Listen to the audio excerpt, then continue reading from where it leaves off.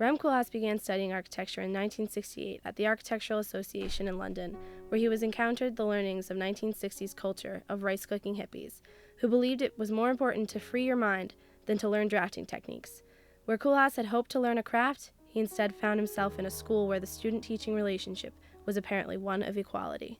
In the summer of 1971, he visited Berlin as part of his studies at the Architectural Association.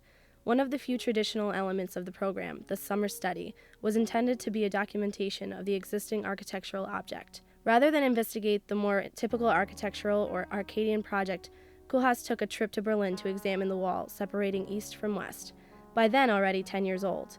Although he appeared to stray from the assignment with his unconventional choice of object, his examination of it was precisely what was required: a carefully articulated analysis of the wall as architecture.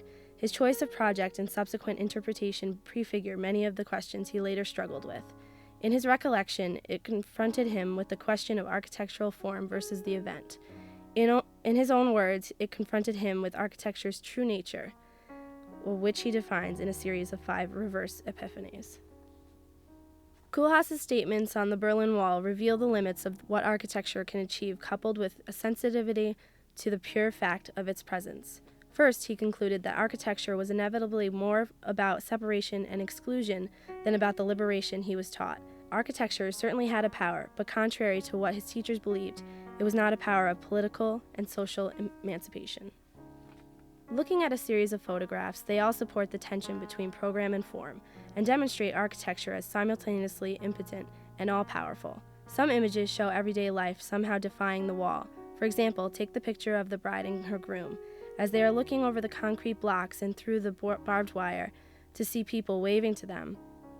With all we know, those people could be their family that was left behind or friends waving goodbye.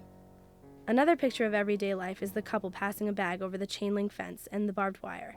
As we see, the fence is portraying a barricade between the couple and women on the other side. These series of photographs are used as a storyboard of events along the wall, which already hints at the later introduction of the scenario as a guiding force in creating architecture. Koolhaas's project on the Berlin Wall reflects a number of issues that have remained central throughout his work.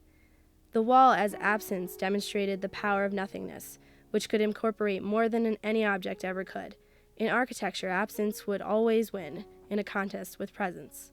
And perhaps the most fundamental, the tension between the appearance of the wall and the message it was communicating. The next picture is of Rem Koolhaas' 1972 architectural thesis, Exodus, also known as the Voluntary Prisoners of Architecture. Koolhaas envisioned a walled, linear structure cutting London in half, while the city is now divided into 2 parts. One part became the good half, the other part the bad half. The inhabitants of the bad half would then begin to flock to the good part of the divided city, rapidly swelling into an urban exodus, also known as a mass migration. If this situation had been allowed to continue forever, the population of the good half would have doubled, while the bad half would have turned into a ghost town. After all attempts to interrupt this undesirable migration had failed, the authorities of the bad part made desperate and savage use of architecture. They built a wall around the good part of the city, making it completely inaccessible to their subjects. The wall was known as a masterpiece.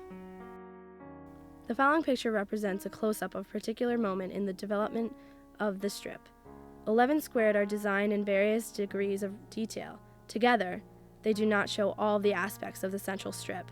Other equally essential activities and pleasures can be imagined.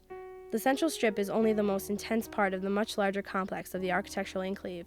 At the stage shown here, it only contains some activities of high social intensity and communal relevance. Within the central strip, the map and aerial views show from west to east. 1. The tip condition. 2. The allotments. 3. The park of 4 elements. 4. The ceremonial square. 5. The reception area. 6. The baths. 7. The square of arts, and other essential parts of the city.